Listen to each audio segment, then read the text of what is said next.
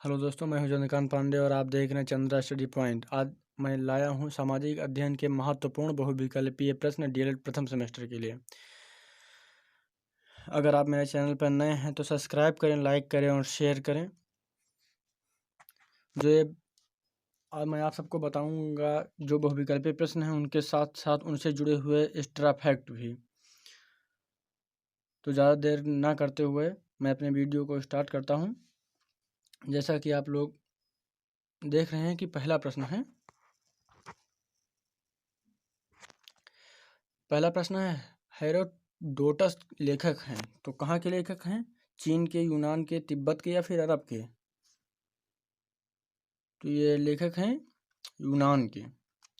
Herodotus यूनान के लेखक हैं। अब बात हो रही यूनान की, तो पहले बात कर लेते हैं हेरोडोटस की। तो हेरोडोटस को इतिहास का पिता कहा जाता है। तो अब बात करें यूनान की, तो मेगास्थनीज का नाम जानते हैं सभी। ये भी यूनानी शासक सेल्यूकस का राजदूत था, जिसकी प्रसिद्ध पुस्तक इंडिका की रचना की, और ये चंद्रगुप्त मौर्य के दरबार में आया था। उसके बाद अगला प्रश्न, बौद्ध साहित्य में कितने पिटक हैं? 3, 4, 10 या 5? बौद्ध साहित्य में कितने पिटक हैं? तो उत्तर हो जाएगा 3। अब वे 3 पिटक कौन कौन से हैं, नाम जान लेते हैं। सुत्त पिटक, विनय पिटक और अभिधम्म पिटक। कौन कौन से? सुत्त पिटक, विनय पिटक और अभिधम्म पिटक। ये 3 बौद्ध साहित्य के पिटक हैं। एक बार फिर से नाम जान लेते हैं। सुत्त पिटक, विनय पिटक और अभिधम्म पिटक। तो आपको ये याद भी हो गए होंगे। उसके बाद अगला प्रश्न है, अगला प्रश्न हो जाएगा, ज्वालामुखी से निकले लावे से बनी चट्टानों की मात्रा नापी जाती है। लेड विधि, पोटेशियम आर्गन विधि, कार्बन 14 या फिर कोई नहीं? उत्तर हो जाएगा कार्बन 14। ज्वालामुखी की बात हो रही है, तो ज्वालामुखी कितने प्रकार के होते हैं? ज्वालामुखी 3 प्रकार के होते हैं। कौन कौन से? सक्रिय ज्वालामुखी, इसका उदाहरण हो जाएगा हवाई द्वीप का किलायू, विश्व का सर्वाधिक सक्रिय ज्वालामुखी है। उसके बाद नंबर 2 पर आता है प्रसुप्त ज्वालामुखी और तीसरे नंबर पर शांत ज्वालामुखी। अगला प्रश्न, पुरातत्व संबंधी साक्ष्य होते हैं शिलालेख, मुद्रा, स्मारक या फिर ये सभी? उत्तर हो जाएगा ये सभी। पुरातत्व संबंधी साक्ष्य होते हैं शिलालेख, मुद्रा और स्मारक, ये सभी पुरातत्व संबंधी साक्ष्य होते हैं। उसके बाद अगला प्रश्न आ जाएगा, कल्हड़ द्वारा रचित पुस्तक है अर्थशास्त्र, राजतरंगिणी, इंडिका या फिर पद्मावत? कल्हड़ द्वारा रचित पुस्तक का क्या नाम है? तो उत्तर हो जाएगा राजतरंगिणी। उसके बाद अन्य ऑप्शन की बात कर लेते हैं, तो अर्थशास्त्र किसने लिखा था? तो कौटिल्य ने लिखा था। उसके बाद अगला ऑप्शन है इंडिका। तो इंडिका किसने लिखी थी? तो इंडिका मेगास्थनीज ने लिखी थी, जो चंद्रगुप्त मौर्य के दरबार में आया था। उसके बाद अगली है पद्मावत। पद्मावत किसने लिखी थी? मलिक मोहम्मद जायसी। ये जायस के रहने वाले हैं। जायस कहाँ है? रायबरेली में। रायबरेली के जायस से पद्मावत लिखी गई जायसी द्वारा। अगला प्रश्न, रामायण की रचना की गई वाल्मीकि द्वारा, वेद व्यास द्वारा, कौटिल्य द्वारा या फिर महात्मा बुद्ध द्वारा? रामायण की रचना किसके द्वारा की गई? उत्तर हो जाएगा वाल्मीकि के द्वारा। वाल्मीकि के द्वारा रामायण की रचना की गई। अन्य ऑप्शंस की बात कर लें, महर्षि वेद व्यास द्वारा महाभारत महाकाव्य की रचना की गई, जिसका पुराना नाम जय संहिता है। अगला प्रश्न, गद्य और पद्य दोनों में रचित है ऋग्वेद, सामवेद, यजुर्वेद या फिर अथर्ववेद? गद्य और पद्य दोनों में रचित कौन सा वेद है?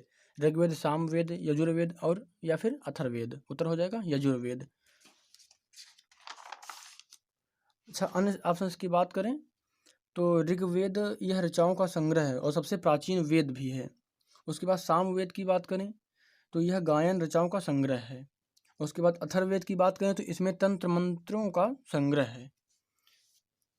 तो चारों वेदों के बारे में बता दिया गया। वेद कितने हैं? 4 हैं। अगला प्रश्न, अपने देश का आदर्श राष्ट्रीय वाक्य सत्यमेव जयते कहाँ से लिया गया है? कठोपनिषद से, मुंडकोपनिषद से, छांदोग्य उपनिषद से या फिर ऋग्वेद से? तो उत्तर हो जाएगा अपने देश का आदर्श राष्ट्रीय वाक्य सत्यमेव जयते कहाँ से लिया गया है? उत्तर हो जाएगा मुंडकोपनिषद से। अच्छा, मुंडकोपनिषद के लेखक कौन है? तो वेद व्यास हैं। उसके बाद इसकी भाषा क्या है? तो इसकी भाषा है संस्कृत। बात करते हैं कठोपनिषद की। तो कठोपनिषद के लेखक को वैदिक काल के ऋषियों को माना जाता है। इसकी भाषा भी संस्कृत ही है। यह एक कृष्ण यजुर्वेदीय उपनिषद है कठोपनिषद। उसके बाद अगला प्रश्न, कौन सा साहित्य धर्मेतर साहित्य है? राजतरंगिणी, जातक कथा, महाभारत या फिर रामायण? कौन सा साहित्य धर्मेतर साहित्य है?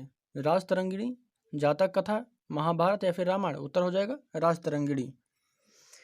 राजतरंगिणी किसके द्वारा रचित की गई है? तो कल्हड़ के द्वारा। अब जातक कथाएं बौद्ध ग्रंथ त्रिपिटक का सुत्त पिटक के अंतर्गत खुद्दक निकाय का 10वां भाग। इन कथाओं में भगवान बुद्ध की पूर्व जन्मों की कथाएं हैं।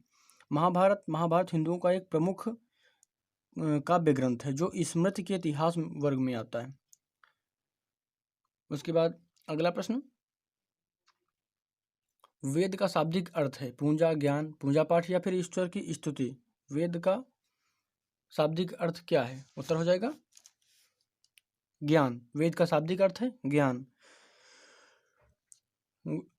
यह शब्द वेद शब्द संस्कृत के विद धातु से बना है जिसका अर्थ है जानना। वेदों के संकलन करता है कृष्ण द्वैपायन है। वेदों की संख्या कितनी है? 4।